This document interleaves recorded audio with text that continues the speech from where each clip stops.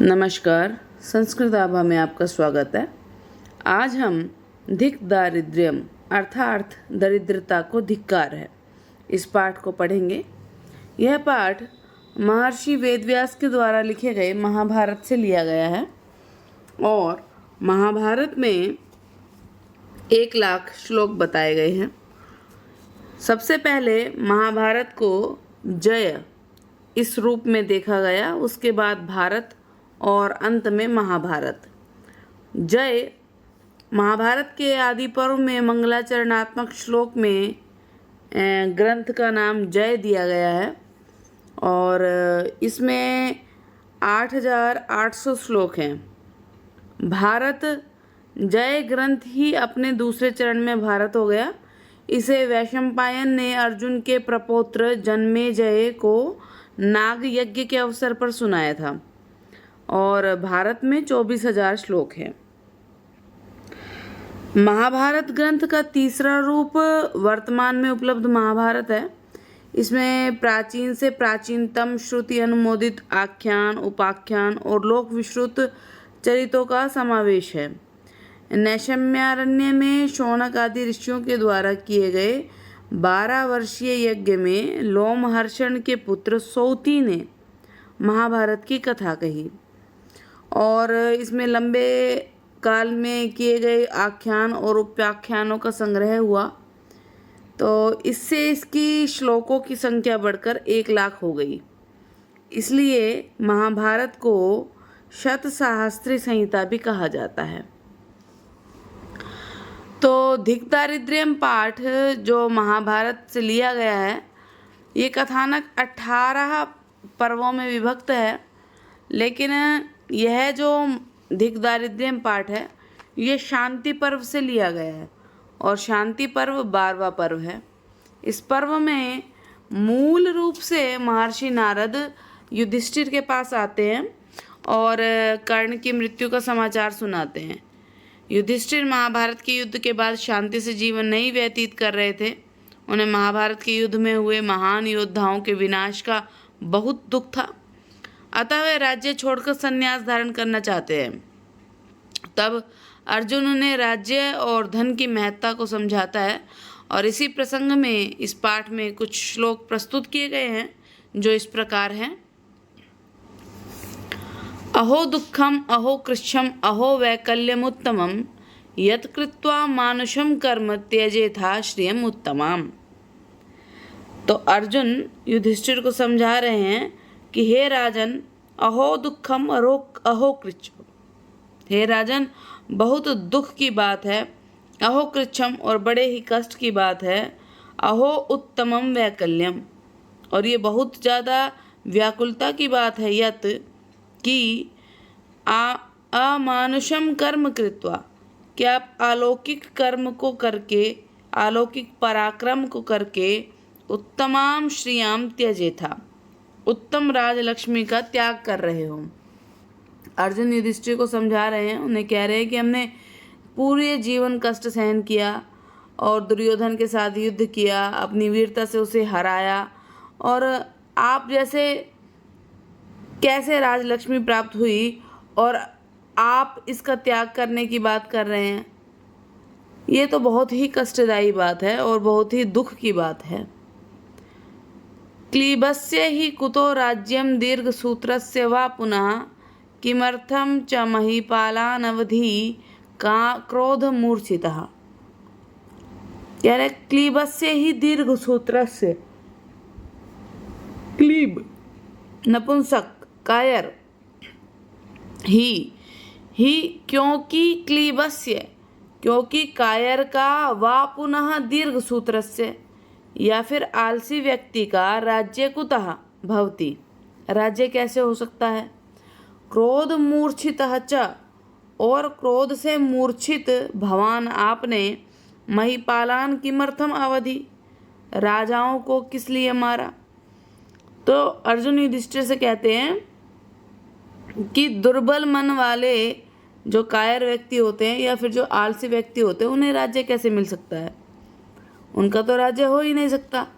और आपने तो क्रोध से व्याकुल होकर बहुत से राजाओं को मारा है ना, तो तो जब आपको राज्य चाहिए नहीं था, जब आपने राज्य का परित्याग करना था, तो युद्ध नहीं करना चाहिए था। युद्ध क्यों किया आपने और क्यों उन राजाओं का वध किया? सर्वारंभान समुत्सृज्य हत स्वस्ति अकिंचनः कस्माद् आशंसे भैक्ष्यम कर्तुम प्राकृतवत् प्रभो। हे प्रभु, हे राजन, हे राजा युधिष्ठिर, सर्व आरंभान समुत्सृज्य, सभी कार्यों को समुत्सृज्य छोड़कर, हत स्वस्ति, कल्याण से रहित, अकिंचन सन, जिसके पास कुछ भी ना हो, निर्धन होते हुए भवान आप, कस्मात् भैक्ष्यम कर्तुम आशंसे, आप किस कारण से भीख मांगने की इच्छा कर रहे हैं? हे राजा, आप सभी कामों को छोड़कर कल्याण से रहित और साधन रहित होते हुए किस कारण से भीख मांगने की इच्छा कर रहे हैं? जब आप को इतनी मुश्किल से ये राज्य मिला, इतने कष्ट प्राप्त करने के बाद ये राज्य मिला, तो आज इस राज्य का सुख प्राप्त करने का अवसर है। जब सुख प्राप्त करने का अवसर है तो आप क्या सोच रहे हो? आप सोच रहे हो कि मैं सब कुछ छोड़ दूं और सन्यासी बन जाऊं, भिक्षाटन करूं, भीख मांगूं और अपना जीवन व्यतीत करूं। क्या ये आपको उचित लगता है? ये बिल्कुल भी उचित नहीं है, आप ऐसा ना करें। आकिंच्यम मुनीनाम च इति वै नहुषो अब्रवीत कृत्वा नृशंसः धने धिक्त्वम अधनताम इह।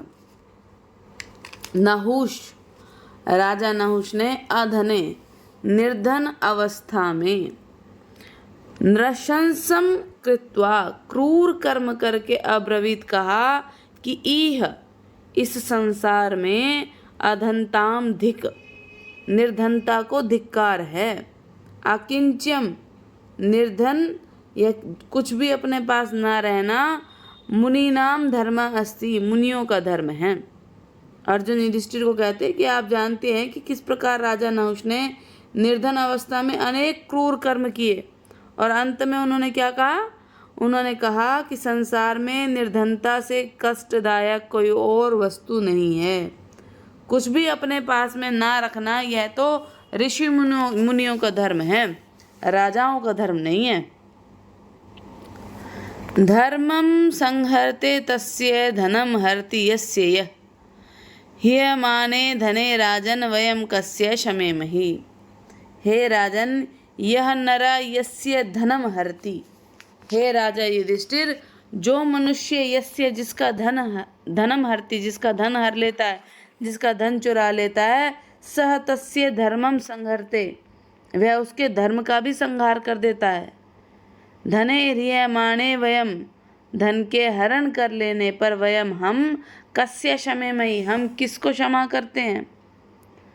अर्जुन युधिष्ठिर को समझा रहे हैं, कह रहे कि दुर्योधन ने हमारी राजलक्ष्मी ले ली, धन संपत्ति हमसे छीन ली, जिस कारण हम यज्ञ इत्यादि धार्मिक काम करने में भी असमर्थ हो गए थे, और कर्ण ने अनैतिक कामों में दुर्योधन का साथ दिया, अतः मुझे उसका वध करना पड़ेगा। तो हे राजा युधिष्ठिर, जब व्यक्ति किसी का धन चुरा लेता है तो वो उसके धर्म को भी चुरा लेता है, उसके धर्म को भी हर लेता है। तो धन के हरण करने पे हम किसको क्षमा करते हैं? किसी को भी क्षमा नहीं करते।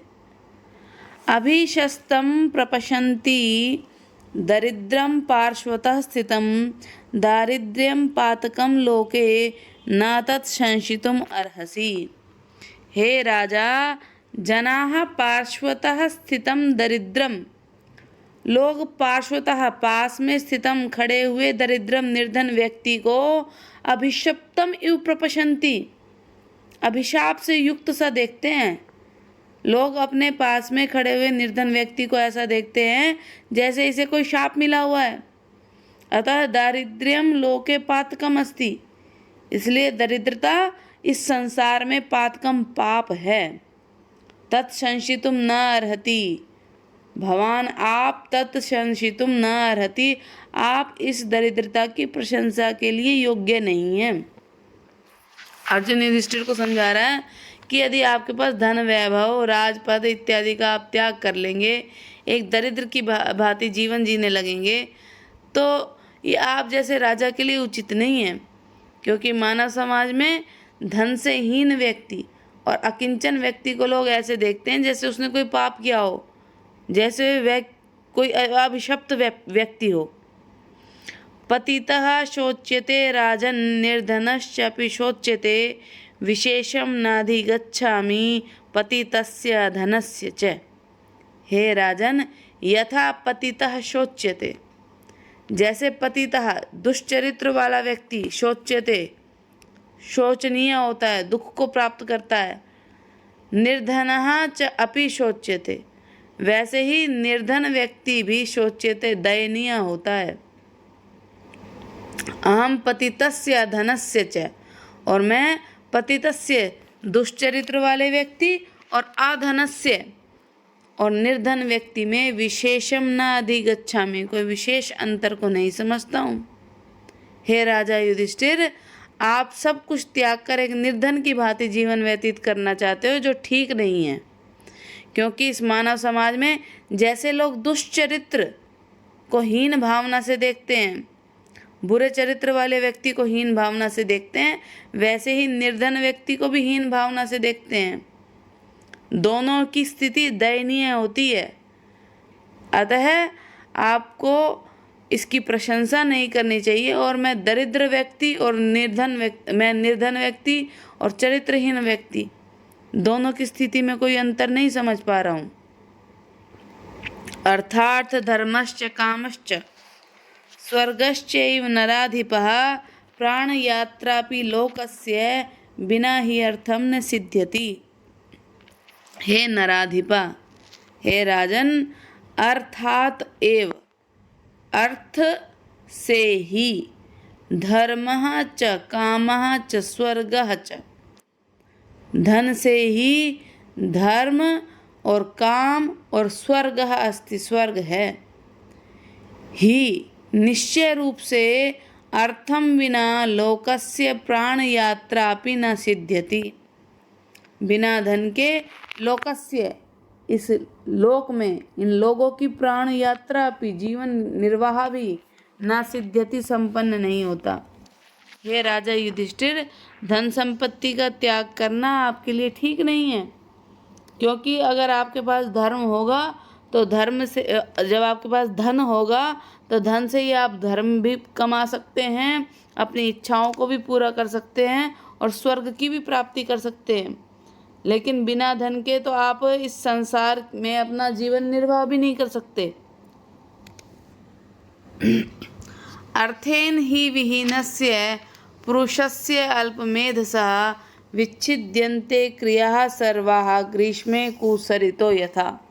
हे राजा, यथा ग्रीष्मे कुसरितः शुष्यन्ति, जैसे ग्रीष्मे गर्मी की ऋतु में कुसरितः छोटी छोटी नदियाँ शुष्यन्ति सूख जाती हैं, तथा उसी प्रकार निश्चय ही अर्थेन विहीनस्य धन से रहित अल्प मेधसः मंद बुद्धि वाले पुरुषस्य पुरुष की सर्वाः क्रियाः विच्छिद्यन्ते, सारी क्रियाएं छिन्न भिन्न हो जाती हैं। हे राजा युधिष्ठिर, आप लक्ष्मी का त्याग मत करो, क्योंकि यज्ञ इत्यादि सब धार्मिक अनुष्ठान धन से ही संपन्न होते हैं। निर्धन व्यक्ति मूर्ख कहलाता है। जिस प्रकार ग्रीष्म ऋतु में छोटी नदियाँ बिना जल के ही महत्वहीन हो जाती हैं, वो सूख जाती हैं, उसी प्रकार दरिद्र व्यक्ति का अस्तित्व भी संकट में पड़ जाता है। यस्य अर्थाः तस्य मित्राणि, यस्य अर्थाः तस्य बांधवाः, यस्य अर्थाः स पुमान् लोके, यस्य अर्थाः स च पंडिता। हे राजन, हे राजा युधिष्ठिर, लोके, इस संसार में यस्य अर्थाः सन्ति, जिसके पास धन संपत्ति हैं, तस्य मित्राणि, उसी के मित्र होते हैं। यस्य अर्थाः, जिसके पास धन संपत्ति है, तस्य बांधवा, उसी के भाई बंधु हैं। यस्य अर्थाः, जिसके पास धन संपत्ति है, सएव लोके उत्तम पुरुषः कथ्यते, वही इस संसार में उत्तम पुरुष कहलाता है। यस्य च अर्थाः स एव पंडितः कथ्यते। और जिसके पास धन है वही पंडित कहलाता है, वही विद्वान कहलाता है। अर्जुन युधिष्ठिर को कहते हैं कि आप धन का त्याग मत करो और इस राजपद को संभालो, क्योंकि इस स्वार्थी संसार में धन का महत्व सबसे ऊपर है। यहाँ धनवान व्यक्ति का ही सम्मान होता है। लोग धनवान के ही मित्र, भाई, बंधु और संबंधी बनना चाहते हैं। धनवान को ही सर्वश्रेष्ठ महापुरुष माना जाता है और निर्धन व्यक्ति का तिरस्कार किया जाता है। अधनेन अर्थकामेन नार्थः शक्यो विधित्सितुम् अर्थैरर्था निबध्यन्ते गजैर इव महागजाः। हे राजन, अर्थकामेन अधनेन, अर्थकामेन धन की इच्छा करने वाले, अधनेन निर्धन व्यक्ति के द्वारा अर्था विधित्सितुम न शक्या, धन की व्यवस्था करना संभव नहीं है। गजई महागजा इव अर्थै अर्था निबध्यते। जैसे गजई हाथियों से महागजा बड़े बड़े हाथी खींचे जाते हैं, ऐसे ही अर्थै अर्था धन से ही धन संपत्तियां निबध्यन्ते खींची जाती हैं। हे राजन, बिना धन के कोई व्यक्ति अगर इच्छा करे कि वह धनवान बन जाए तो वह बिना धन के धनवान नहीं बन सकता। जैसे हाथियों को खींचने के लिए एक विशाल हाथी को, एक महाहाथी को खींचने के लिए बड़े बड़े हाथियों को उसके साथ बांधा जाता है और तब खींचा जाता है। इसी प्रकार धन जुटाने के लिए भी धन की आवश्यकता होती है। धर्मः कामश्च स्वर्गश्च हर्षः क्रोधः श्रुतं दमः अर्थात एतानि सर्वाणि प्रवर्तन्ते नराधिपः। हे राजन, हे राजा युधिष्ठिर, धर्मः कामः स्वर्गः हर्षः क्रोधः श्रुतं दमः च एतानि सर्वाणि अर्थात प्रवर्तन्ते। हे राजा युधिष्ठिर, धर्म, काम, इच्छाएं, स्वर्ग, हर्ष, क्रोध, श्रुतम यानी कि ज्ञान और दमः यानी संयम, एतानि सर्वाणि ये सभी अर्थात प्रवर्तन्ते धन से ही प्रवृत्त होते हैं। हे राजन, धन के अभाव में व्यक्ति ना तो अपनी इच्छाएं पूरी कर सकता है और न ही स्वर्ग, खुशी, ज्ञान, संयम इत्यादि को जुटा सकता है। तो हे राजन, इन सब की प्राप्ति के लिए भी धन की आवश्यकता होती है। धनात् कुलं प्रभवति धनात् धर्मः प्रवर्धते न धनस्य अत्ययं लोको न परः पुरुषोत्तमः।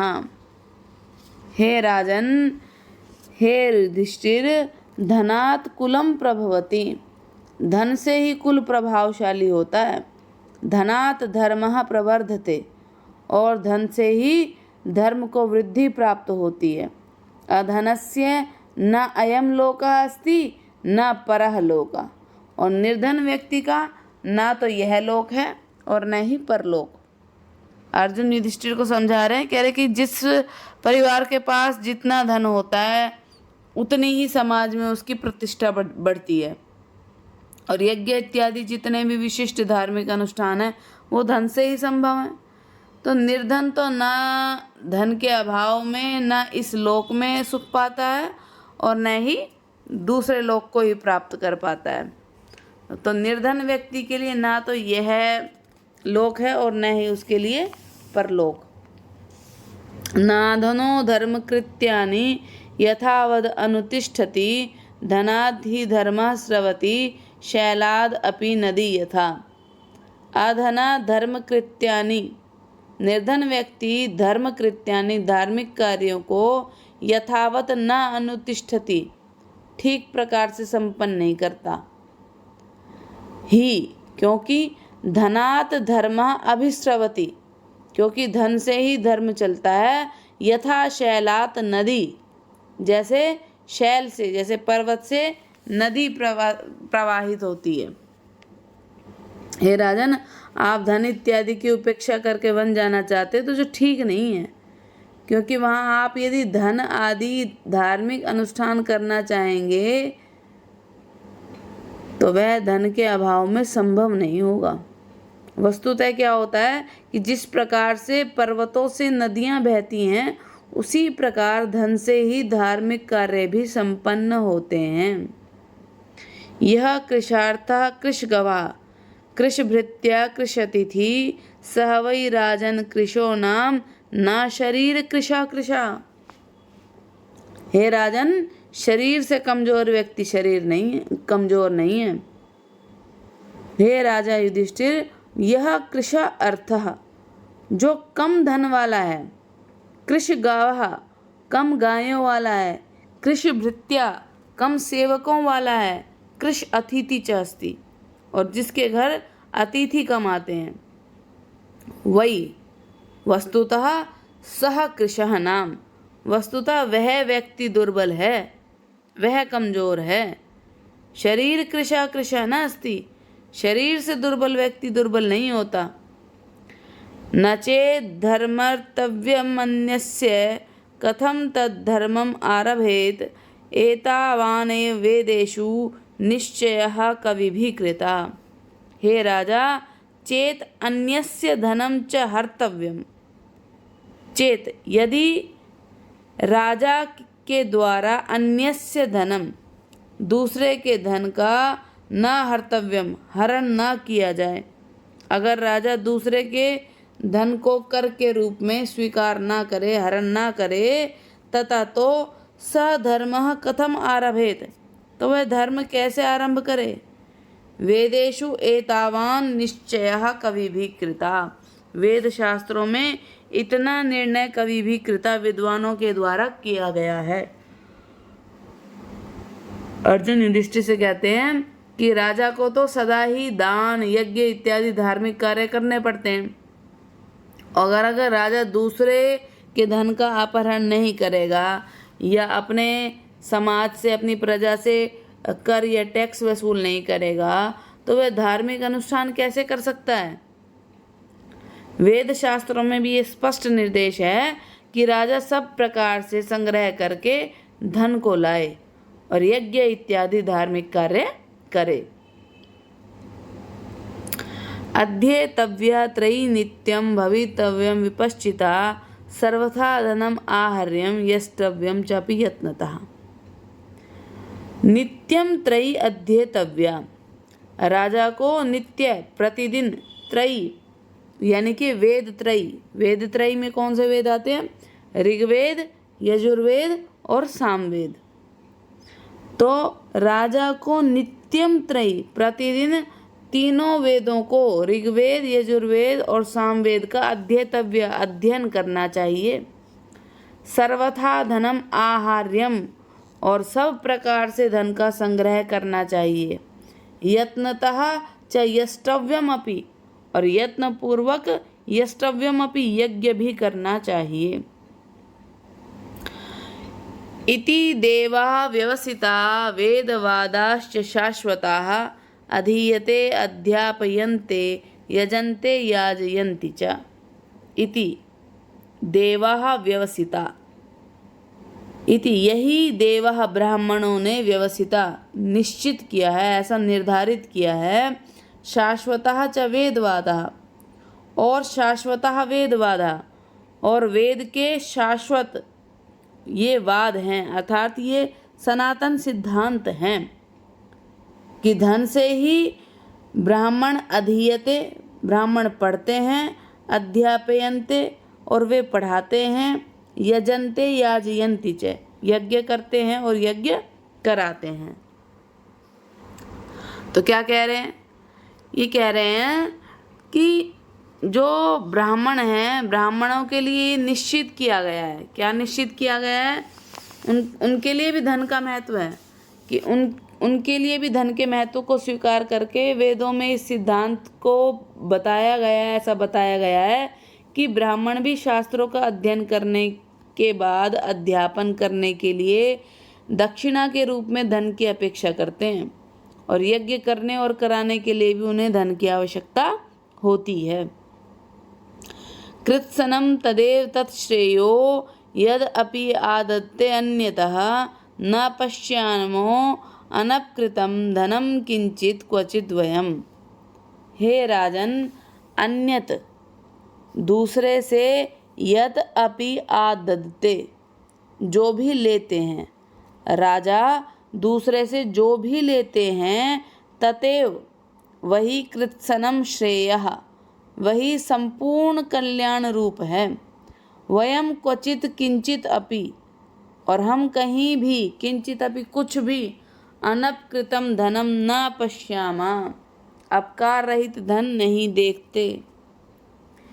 अर्जुन युधिष्ठिर को कहते हैं कि राजा लोग सदा ही दूसरे लोगों को युद्ध में जीतकर जो उनका धन इत्यादि ले लेते हैं वो, और जो प्रजा से कर आदि के रूप में धन धान्य लेते हैं, उसी से वे सारे शुभ कार्य, धार्मिक कर्म इत्यादि और अनुष्ठान करते हैं।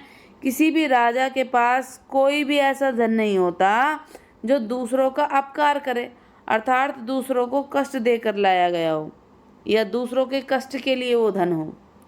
तो राजा अगर अपने पास धन रखता है या धन को इधर उधर से प्राप्त करता है तो वो क्या करता है, वो प्रजा के कल्याण में ही उसको लगाता है। एवमेव ही राजानो जयन्ति पृथ्वीम इमाम जीत्वा मम इयं ब्रुवते पुत्रायु पितृधनम। एवं एव ही राजानः, निश्चित रूप से एवमेव इसी प्रकार राजानः राजा लोग इमाम पृथ्वीम जयन्ति कि इस पृथ्वी को जयंती जीतते हैं, जीतवा च और जीत कर क्या कहते हैं, इयम मम यह मेरी है, इति ब्रुवते इस प्रकार कहते हैं। पुत्रः पितृधनम इव, पुत्र पिता के धन को जैसे अपना मानता है, जैसे एक पुत्र अपने पिता के धन को अपना मानता है, वो कहता है कि ये मेरा धन है, उसी प्रकार से जो राजा लोग हैं वो पृथ्वी को जीतते हैं और जीत कर क्या कहते हैं, यह मेरी पृथ्वी है।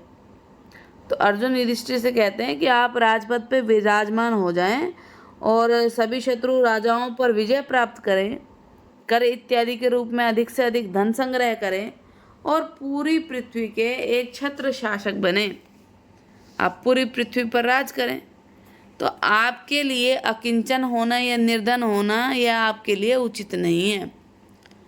तो पूरे पाठ में अर्जुन ने राजा युधिष्ठिर को दरिद्रता की जो हानियां हैं वह बताई और धन के महत्व को प्रतिपादित किया। तो इसी के साथ यह पाठ समाप्त होता है। धन्यवाद।